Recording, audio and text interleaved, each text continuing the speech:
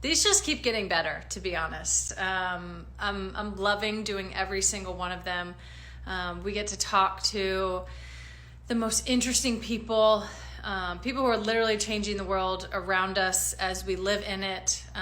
So many creatives and, people, as we like to say, breaking the status quo with their every move and just by existing. So I'm just absolutely loving this and so thankful for everybody who's joining every week to check out these conversations. We have an incredible conversation for you this time. I'm personally geeked about this. I think that this person is just incredibly influential. One of the most influential people, I think, in our lifetime, and certainly of my lifetime. Patrisse Cullors, she's one of the founders of Black Lives Matter. But she's a million other things as well. She's an artist, an activist, an educator, an organizer. She's so many things in this world. So I'm so excited to be able to have this conversation with her.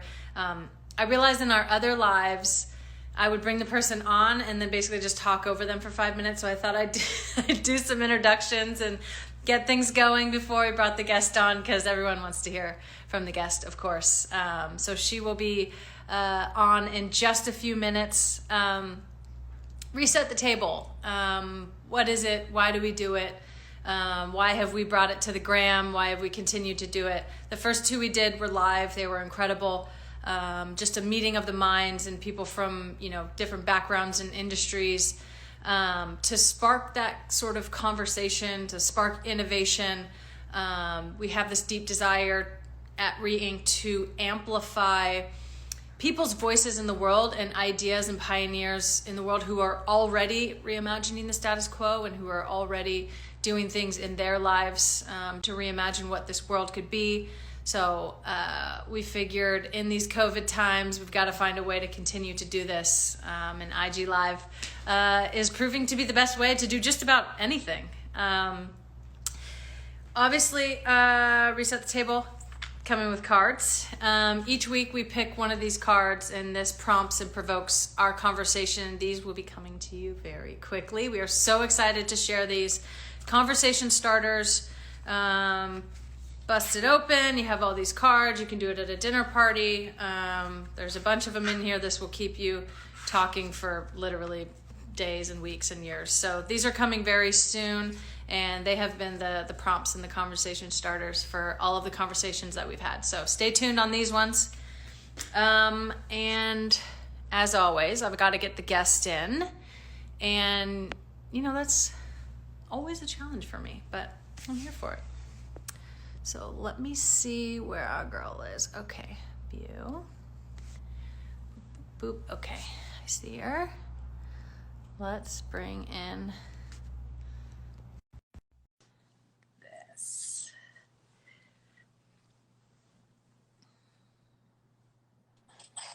Hey, she's in. This is pretty seamless for me.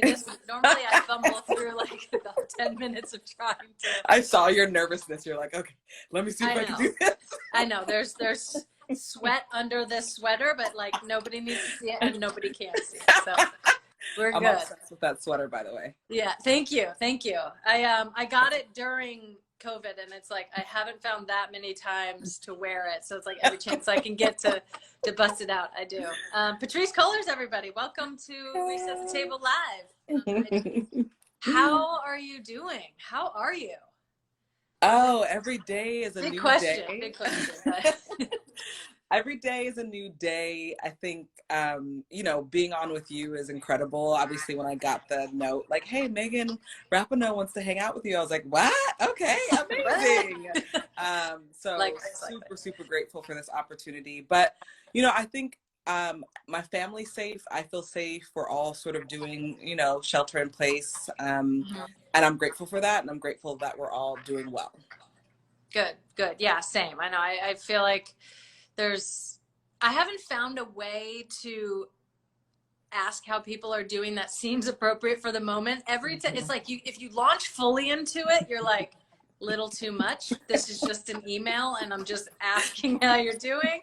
If you don't say enough, you're just like, hey, how you doing? It's like, that's not appropriate. So yeah. I'm safe. my family's safe and we're able to shelter and we're doing okay. Are you East Coast, West Coast? Where are you in Los Angeles, the world? Okay, you're in yeah. LA.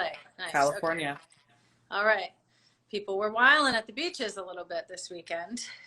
Okay, so let me just make it clear. Those are folks in Orange County, not in Los Angeles County. You cannot go to the beach in Los Angeles County. Literally, the police are blocking off the beach. Yeah. So for whatever reasons, Orange County and Riverside and Ventura, they all decided to open up, which is very unfortunate. Yeah, I know. Governor Newsom had to come back down and put the crack down.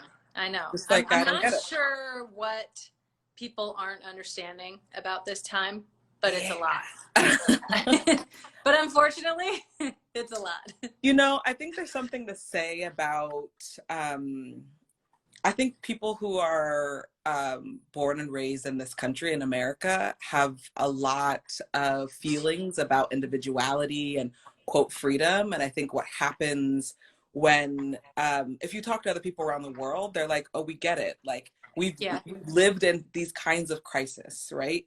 And I think we haven't seen a crisis like this in our lifetime. And so Americans are feeling a lot of ways about having their, quote, freedom being bumped up against. And they're not, because we're not trained to be a collective people. Right. We're trained to be very individualistic. It's hard for, it's like psychologically hard for people to wrap their minds around, oh, if you don't stay inside, that means everybody else gets sick. Like, people are not getting it. And it's unfortunate because it means that the longer people, and this is elected officials too, the longer they get the note, the longer we are going to be in this crisis. Right. It's like, give me freedom or give me liberty or give me death. I'm like, you don't want to have that option. You're barreling towards death. And if you never want your damn freedom back again, you better. Exactly. I know. I'm like, okay, everybody. Yeah. I mean, it's been hard. We haven't had a sort of a coherent national strategy, and the politics are wild right now, but I really do feel like the collective rallying cry at the beginning of this crisis was potentially like the biggest missed opportunity that we have, because we didn't just, I mean, it's very hard, and we shouldn't put politics aside in this time or any time. It affects us in our daily lives, but there was a moment where we could have said, like, this is real, this is serious. If we all come together, for this time, like, we're gonna get through it together, and we just didn't. We never had that, and so it's just been chaotic everywhere. So we don't have a national government that knows how to bring people together. The literal national government is divisive. So I think what the best we can do is, like, county by county, family by family, town by town, city by city, like, keep it together as much as possible and support each other. I see powerful stuff happening across the country. I see mayors whose governor said we're opening up, and the mayor's being like, no, let's not do that. We're like, no, we're not doing that. No, that is. I mean, this is, such an honor for me. I just love you so much, and I'm so inspired in all the work that you do constantly. You're an artist and an author and an organizer and an activist, and then you're just yourself as well, and as beautiful as you are, and all of those things. I'm so curious, during this time, and if we think of status quo during this time, of maybe that's a stay in place, or maybe that's everyone trying to take this seriously. How are you looking at disrupting the status quo during this time in particular? And sort of what's your process around that? I mean, I think just in general, you disrupt the status quo all the time, just by using your voice and the things that you do. But during this time in particular, how are you looking to do that? And what are your thoughts around that? I think it's interesting because as someone who's sort of like born and raised inside of the movement, and has, like, used protest and petitioning as a way to challenge local and state and national government, the following the rules in this time, I think is so interesting, right? So it's like, stay at home, and I didn't have a problem with that. I'm like, infectious virus, I definitely gonna stay at home. Yeah. I'm like, we're opening back up, I'm going deeper inside my home. I'll see y'all like in November for the election. That wasn't a problem, like the following those rules. But I think what I recognized very quickly is like the first groups of people I thought about the moment that the virus was like super clear in this country, because obviously, you know, unfortunately, our government knew about it and didn't really take it seriously. But once we started to take it more seriously, you know, the buzzing was happening in communities. I thought about Black folks, and I thought about incarcerated communities. And I was like, unfortunately, Black folks have a lot of pre-existing health conditions because of the state of the country, because of the lack of access to healthcare, because of living in food deserts. Yeah. And then two, incarcerated communities who are, there's no way they can social distance. And so those are the two communities I work with and work on the most. And I think the first week of the pandemic, I was like totally anxiety ridden. I was like, how do we do this? But then very quickly I was like, okay, let's focus on our county jail system. And so we have been challenging our local elected officials and releasing people safely and getting people the support they need inside. We just issued a lawsuit against the county and the sheriff's department. I'm one of the plaintiffs, and many other amazing groups are plaintiffs. My uncle, who's unfortunately inside the county jails right now, he's 58. He's also a plaintiff. And so, you know, this is my city, this is my county. I've been here, I know it the best. And I always think like you really challenge the status quo and the places where you live. And that could be an example for the rest of the country. So that's, you know, how I'm challenging the status quo. I think the other way I'm doing that, I'm an artist, as you said earlier. And I just wrote a couple articles, co-wrote them with Autumn Breon Williams, who I think is on here right now watching this, amazing curator. And she and I were like, we're interested in like, how do plagues and pandemics impact the art world? How have they done it historically? So we launched an article series that dropped today, and then we'll have another one out tomorrow. But I'm so curious about how this moment, and this moment is challenging the status quo, right? There's people who lived in their community for years and never knew their neighbors, and now they are. There is ways in which we are banding together that people have dreamed about and written books about and wrote movies on, but we've never seen it in real time, in real life. And that, to me, is the powerful moment of this moment. It's a painful time. It's scary. I wake up scared every day. And I'm also so hopeful because I see community and human beings coming together in ways that I've only dreamed of. That's so true. We've been talking a lot just internally in our company about artists and that time, and we've been trying to reach out to different artists or storytellers and writers. And I'm feeling like this is a moment where, in terms of challenging the status quo and kind of the imbalance of power, I think that we have in the country of who gets to tell the stories and who gets to sort of set the times or set like the times of how we're going to tell these stories in the history, because it's much more democratized now. You can go on Instagram, you can you know, put your stuff on YouTube or SoundCloud or put it up anywhere. As an artist, are you looking almost in a good, I hesitate to say this, but almost in a good way, like a power grab? Because now it's like, you know what, I'm going to make sure that the story from my community, from my area gets told, because if you're watching, you know, the 4 major news networks, like they can't be everywhere and they're not trying to go everywhere. Yeah. It looks one way. So are you seeing this as almost a way to grab power for a more complete story of what's happening in our country right now? Yes, absolutely. And I think what's important for folks to understand is that, you know, for those of us, you know, the generation of millennials, we saw the rise of YouTube and all of these social media platforms.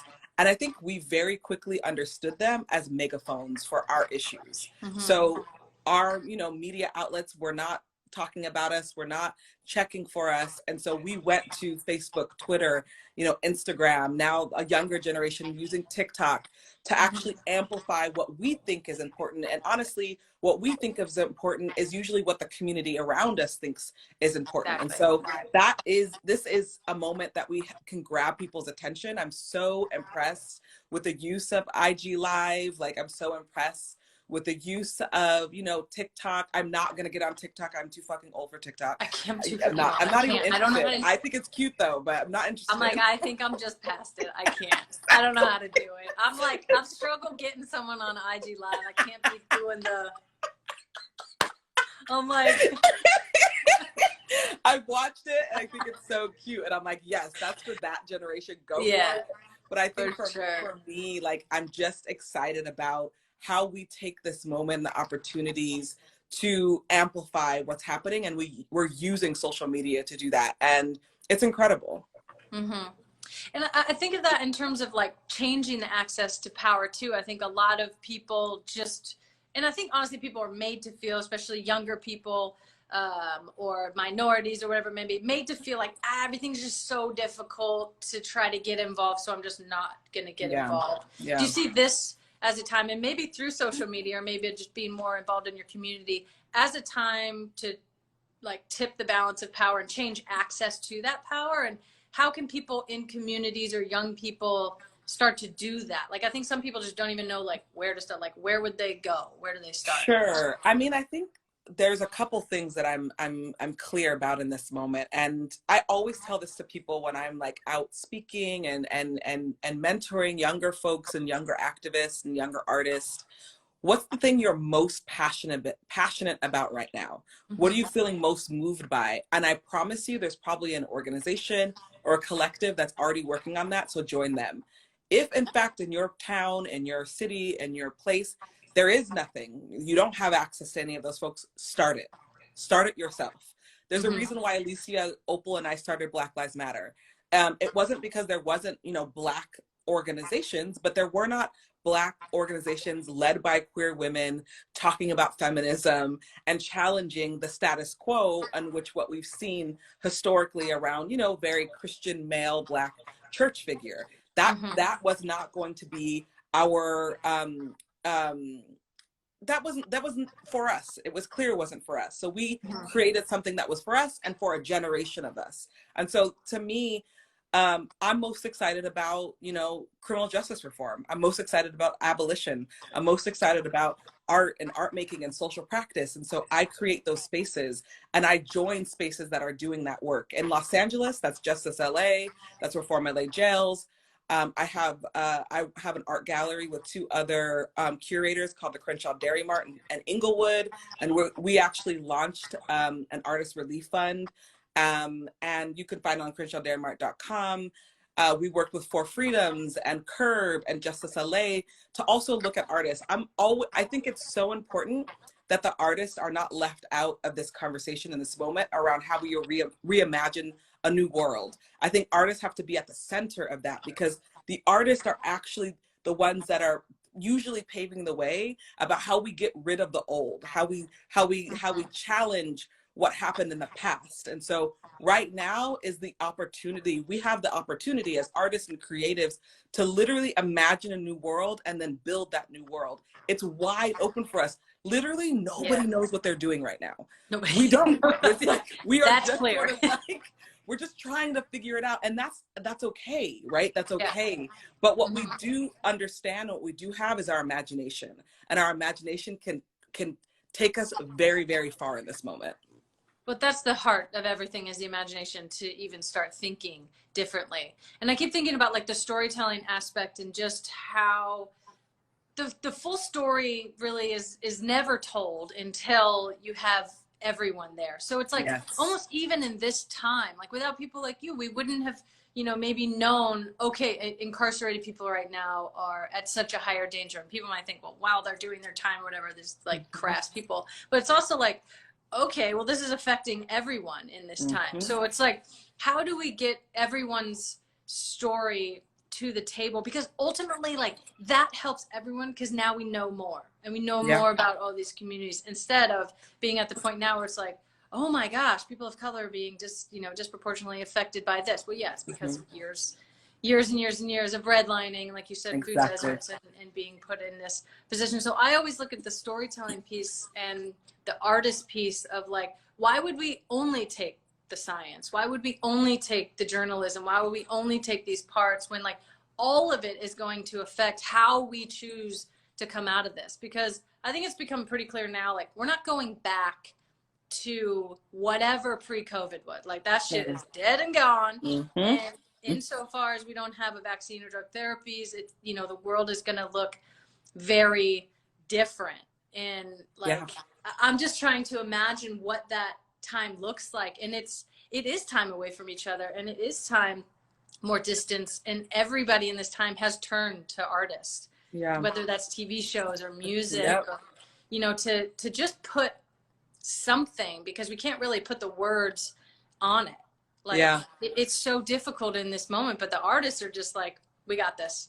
We're doing it. Yes. Yes. I mean, I know everybody's talking about it and continues to, but D Nice, you know, I think it was what, week 2. I think we Yeah. were all tragically stuck in our house and figuring out when he was like, club quarantine, I got y'all, like, I'll turn on my IG live, but I'm just going to spin. And it really created a different atmosphere. And I think he created a movement around like musicians. All right, like this is a way we can use this. And he just did it on his own. Like, wasn't partnered with any major platform. He just did it on his own. I think these kind of moments, like, those are so important, those organic moments that then transform how we understand the tools we have in front of us.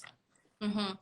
Yeah, I like saying that we all have a responsibility to make the world a better place in whatever way you can be most impactful in. So Yes. sure, if you're, you know, a news anchor, that's what you're doing right now. But if you're an artist, like those things are so important to do. And I think sometimes people feel their little part isn't going to affect the rest of it. But obviously, if everyone does, you know, their little part, I guess what advice or what would you tell people, maybe just in terms of organizing or getting out there, or just kind of taking that first step to get involved? Because I think so many people are sort of on the brink of that. And especially during this time, I think we've realized that, like, you know, everything we thought was important before, like, really just it has ceased to be important in our busy lives and our work and all this stuff. We don't have time for this and whatever. And like now we have this beautiful opportunity to reimagine a new world going forward in so many different aspects. What advice would you give people sort of like take that next step right now? I think, I mean, I think if people felt like they were small and that they couldn't do their part before, I think living in a COVID-19 moment, you realize actually every human being counts. Every single person in this moment counts, whether they're doing the right thing and making sure they're taking care of themselves, which means taking care of others, or they're doing things like, you know, flooding a beach and hanging out and bringing a bunch of people and impacting communities. You realize the actual impact of every single human being. So I think, you know, the first thing that someone can do is if you're interested in, you know, mutual aid programs, which there's like hundreds of mutual aid programs going around, join that, donate to it. It doesn't even have to be dollars. You can donate. You know, there's groups that are giving out Pampers. Local organization here called Dignity and Power Now are giving out Pampers and masks to people. Imagine all those single moms at home that actually can't leave their house with their small children, and they can't get out to do the shopping that some of us can do, or they can't afford to get Amazon Prime, or they can't get groceries in that way. You can donate to those folks. And so I think the first thing to do is investigate what's happening in your own community. The communities we live in need the help the most. And then see where you can be present, see where you can be helpful. I don't know if Reset the Table sends out like, you know, articles and things for people to look at, or websites, but I can send a list of websites to folks for people across the country that are doing amazing work that you can join and be involved in. Just because we're sheltering in place doesn't mean that we can't be supportive to our community members. Another thing you can do you live in an apartment building? Do you live in a suburb? Go knock on your neighbor's door. There was a group of children who knocked on neighbor's door to see if there was any elderly folks in their neighborhood, and they're passing out food and supporting folks. There's just so much we can do in this moment to take care of each other. And I think if there's a will, there's a way. And, you know, I loved when people started making face masks. Like, I have a local tailor that I use that creates all of my West African clothing, Tula. And I texted her and I was like, are you making face masks? And she was like, absolutely, I'll send you 20. Suzo Clothing, which is queer, Black owned here in Los Angeles, also started making face masks. Like, we understand the moment and we stepped into it, and everybody could step into this moment. Yeah, I love that. Understanding the moment and just stepping into it. Just doing it. Like you said before, nobody knows what to do. Nobody knows what's going on. We don't, frankly, and it's, you know, in part, it's not anybody's fault. The virus is going to gonna virus, until it's not, Yes. and until we have the therapies. I love that idea of just doing something. And I think like the idea of being really brought back to your community because you can't go anywhere. So now you're like, okay, what restaurants are open? What places Yes. of business are open? And Yes. how do we support them? How do we actively seek them out to support them? Because this is going to be devastating on local businesses and on small Yeah. businesses. We've already seen, the small business loans, that's been a complete disaster, as we probably could have guessed. It has a bent towards big corporations, Yes. but it's going to be really difficult. And I think the most important thing, or one of them that we can do now, is to seek out like who's in our community, what are they doing, who's still open. Yeah. And I live in LA, so I'm like have the local context here, but South LA Cafe, the Hilltop Cafe, Coffee and Kitchen, like those are two black owned, people of color owned businesses that are really struggling because of this moment. I heard that most business sales are down 75%. So how do we support those folks? We make sure in our home to at least buy once or twice a week from a local place, and just making sure we do that. Don't go to your Starbucks. Starbucks is going to be fine after the pandemic. They're going to be fine. Go to your local coffee shop. Exactly. Yeah. Go to your local coffee shop.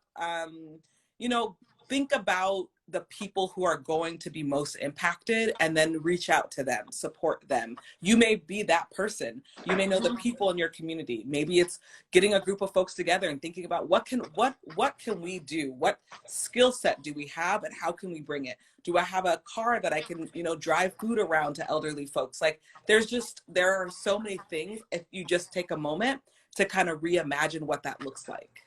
Mm-hmm.